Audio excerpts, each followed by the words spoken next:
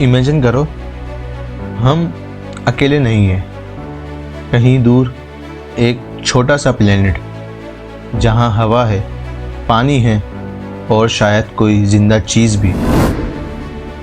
और सबसे शौक की बात, नासा के हिसाब से हमने ऐसे 5000 से ज़्यादा प्लैनेट्स ढूंढ लिए हैं जिनके ऊपर लाइफ हो सकती है। लेकिन असली ट्विस्ट ये नहीं है। असली ट्विस्ट ये है कि साइंटिस्ट कह रहे हैं हम लाइफ को ढूंढने के बिल्कुल करीब हैं। एक्सोप्लैनेट्स के बाद अब हमें एक्सोमून्स का सबूत मिल रहा है और ये मून्स शायद अर्थ से ज़्यादा हैबिटेबल हों। और अगर ये सच है तो हमारी मिल्की वे गैलेक्सी में करोड़ नहीं अरबों वर्ल्ड हो सकते हैं जहां लाइफ एग्जिस्ट करती है। आज की इस वीडियो में हम एक सफ़र शुरू करने वाले हैं मिल्की वे के दूर दराज कोनों तक, जहां ऐसे प्लैनेट्स हैं जो अर्थ जैसे दिखते हैं, जो अपने सूरज के बिल्कुल परफेक्ट डिस्टेंस पर घूम रहे हैं, जहां बरसात होती है, जहां हवा है, जहां ओशियंस हैं और जहां लाइफ फल फूल सकती है। लेकिन सबसे बड़ा सवाल, हम उन तक कैसे पहुंच सकते हैं? और क्या नासा या स्पेस एक्स इस वक्त किसी मिशन पर काम कर रहे हैं जिससे हम फ्यूचर में इन वर्ल्ड को विज़िट कर सकें? अस्सलाम वालेकुम, मेरा नाम वजाहत शेख है और आप देख रहे हैं डीप यूनिवर्स। पिछली वीडियो में हमने समझा था कि अगर लाइट अचानक गायब हो जाए तो यूनिवर्स कैसा होगा, नॉर्मल लाइफ कैसी होगी। और आज की वीडियो नंबर 15 में हम डिस्कवर करेंगे एक्सोप्लैनेट्स जहां शायद लाइफ भी हो। अगर ये इन्फॉर्मेशन पसंद आए तो वीडियो को लाइक करके चैनल को सब्सक्राइब कर दो। शुरू करते हैं अपना सफ़र। तो सबसे पहले एक्सोप्लैनेट क्या होता है? सिंपल अल्फाज में अर्थ एक प्लैनेट है, लेकिन सिर्फ हमारे सोलर सिस्टम का। लेकिन सोलर सिस्टम के बाहर हर एक स्टार के आसपास प्लैनेट्स होने के चांस 90% से ज़्यादा हैं। और अब तक हमने गेट रेडी 5000 से ज़्यादा कंफर्म एक्सोप्लैनेट्स फाइंड कर लिए हैं और ये सिर्फ वो हैं जो हम डिटेक्ट कर पाए। एक्चुअल नंबर अभी तक नहीं पता। गैलेक्सी में टोटल 4 बिलियन से ज़्यादा स्टार्स हैं। अगर हर स्टार के 1 या 2 प्लैनेट्स भी हों तो टोटल एक्सोप्लैनेट्स हो जाते हैं 8 खरब। इमेजिन करो 8 खरब प्लैनेट्स। अब सोचो, अगर इतने प्लैनेट्स हैं तो लाइफ सिर्फ अर्थ पर ही हो, ये प्रोबेबिलिटी 0 के बराबर है। लाइफ को सरवाइव करने के लिए परफेक्ट डिस्टेंस चाहिए होता है, ना बहुत गर्म ना बहुत ठंडा। इस जोन को कहते हैं हैबिटेबल जोन। साइंटिस्ट इसे गोल्डिलॉक्स जोन का नाम भी देते हैं क्योंकि ये बिल्कुल परफेक्ट होती है। अर्थ इस जोन के सेंटर में बैठी हुई है, इसलिए यहाँ वाटर लिक्विड फॉर्म में एग्जिस्ट करता है और liquid water possibility of life है। अब सवाल ये है, क्या हमने कोई ऐसा प्लैनेट ढूंढ लिया है जो बिल्कुल अर्थ जैसा हो? तो जवाब है कि हाँ, और 10 से ज़्यादा स्ट्रॉन्ग कैंडिडेट्स मिल चुके हैं। नासा के डेटा के मुताबिक कुछ प्लैनेट्स अर्थ से इतने मिलते जुलते हैं कि अगर तुम वहाँ खड़े हो जाओ तो तुम्हें अपने घर जैसा ही महसूस होगा।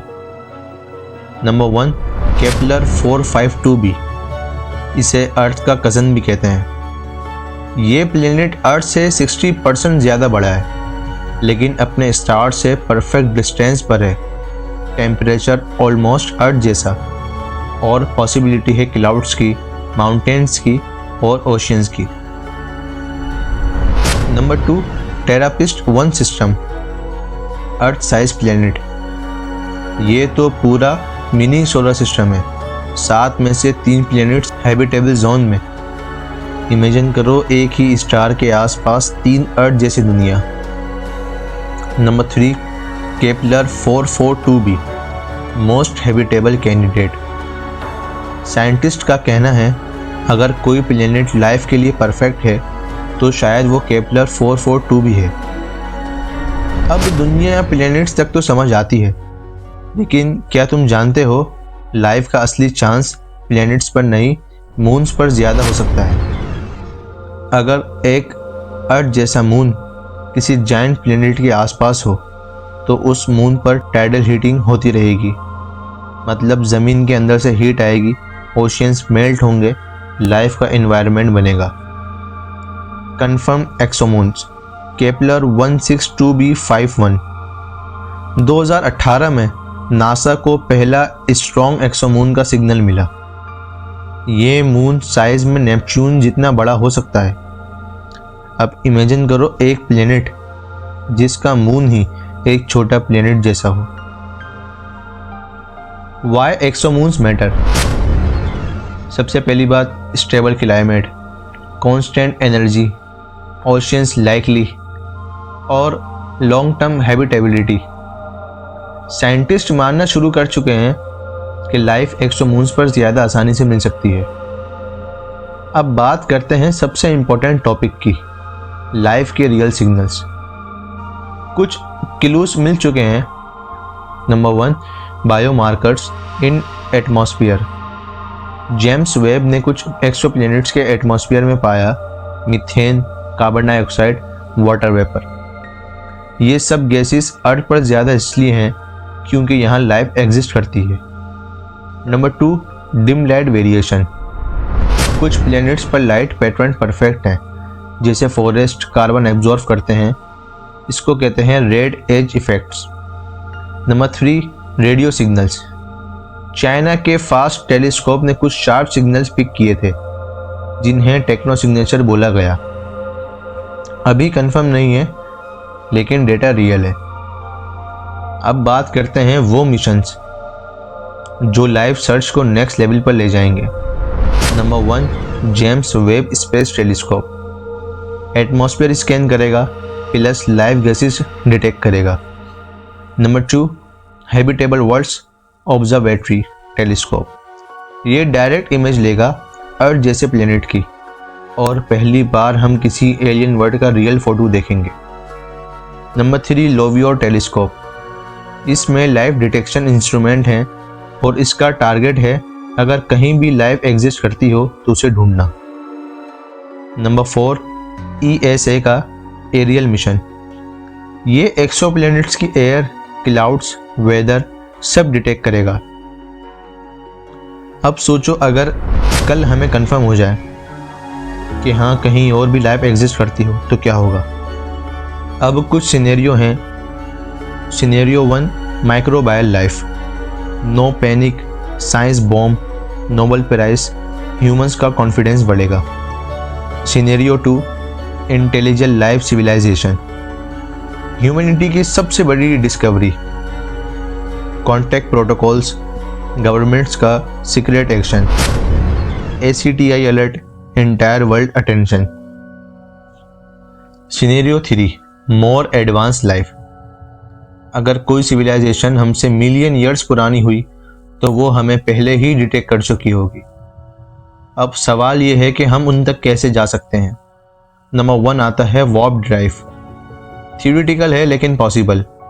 स्पेस को कंप्रेस करके फास्टर ट्रेवल हो सकता है। नंबर 2, लेज़र स्नेल शिप, एक छोटी शिप 20% स्पीड ऑफ लाइट से ट्रेवल करेगी। नंबर 3, जनरेशनल शिप्स, हमारी आने वाली जनरेशन्स एलियन वर्ल्ड पर पहुंच सकती हैं। साइंटिस्ट का फाइनल वर्डिक्ट कि यूनिवर्स इतना बड़ा है कि अर्थ का अकेला होना मैथमेटिकली इम्पॉसिबल है। मिल्की वे में ही ट्रिलियन वर्ल्ड्स हैं और यूनिवर्स में ट्रिलियंस गैलेक्सीज। हम अकेले नहीं हैं, बस हमने अभी तक उन्हें ढूंढा नहीं है। जिस दिन पहला एलियन वर्ल्ड कंफर्म होगा वो दिन ह्यूमैनिटी के लिए बहुत बड़ा दिन होगा। अगर तुम चाहते हो कि मैं इन टॉपिक्स पर और डीप वीडियोस बनाऊं तो वीडियो को लाइक करके सब्सक्राइब करो, शेयर करो और कमेंट में अपनी थ्योरी शेयर करो और कमेंट करो वी आर नॉट अलोन।